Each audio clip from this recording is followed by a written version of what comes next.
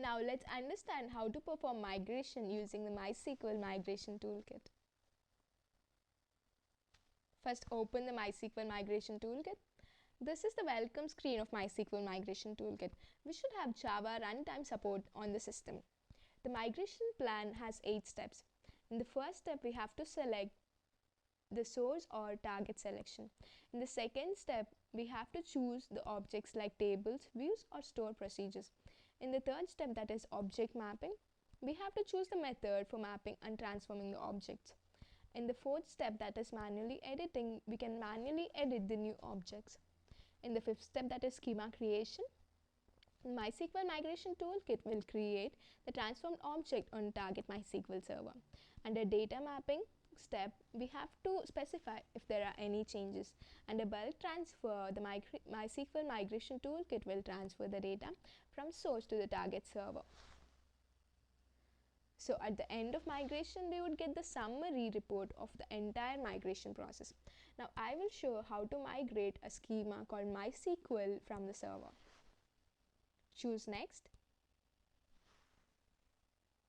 Here we have to choose the configuration type. Choose direct method if MySQL Migration Toolkit is installed on either source or target machine. Otherwise, choose agenda-based migration when we are migrating between two server machines that do not support the use of MySQL Migration Toolkit. Then I've chosen direct migration. Choose next. Here specify the source database connection. We can have any source like MS Access, MySQL Server, MS SQL Server, or Sybase Server. I would choose MySQL Server. Then specify the source connection parameters. Stored connection is MySQL. Host name is localhost. Port is 3306. Username is root. Enter your password. In order to save the stored connection, click on plus. Set a name, then choose OK. Then let's choose next. So now execution is completed successfully. Then choose next. Here let's specify the schemata. I would choose MySQL, then click on next. In this step, reverse engineering process taking place.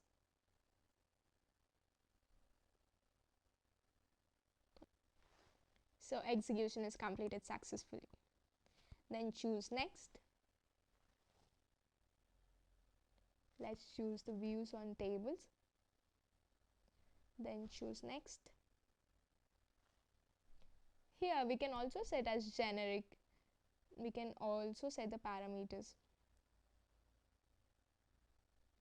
I'm using default values.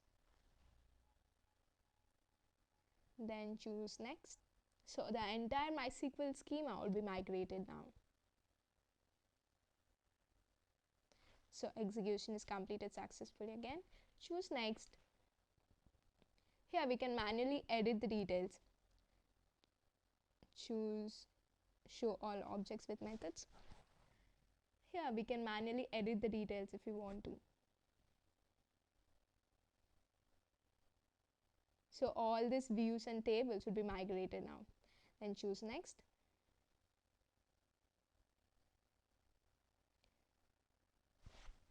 Here, create the objects online and create script file for creating statements.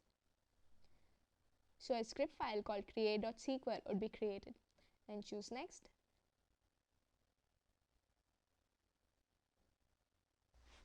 Now the execution is completed successfully. Then choose next. Then choose next. Create a script file for insert statement. Transfer the data online and create a script file for insert statements. Then choose next. Here the bulk transfer is taking place. The data is getting copied from the source database to target database. So when the execution is completed successfully, choose next. Here we can see that the summary report of the entire migration is recorded. So the report says number of schemata migrated are 1. Schemata name is MySQL.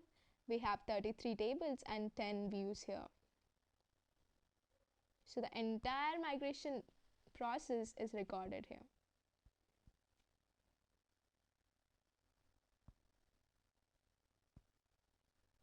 Let's save this report.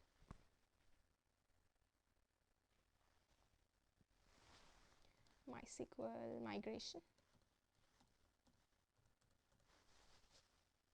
Save. So we have successfully migrated the MySQL schemata on the server. After the entire migration, choose Finish. Now let's open and see the migration script. So we get the report of entire migration.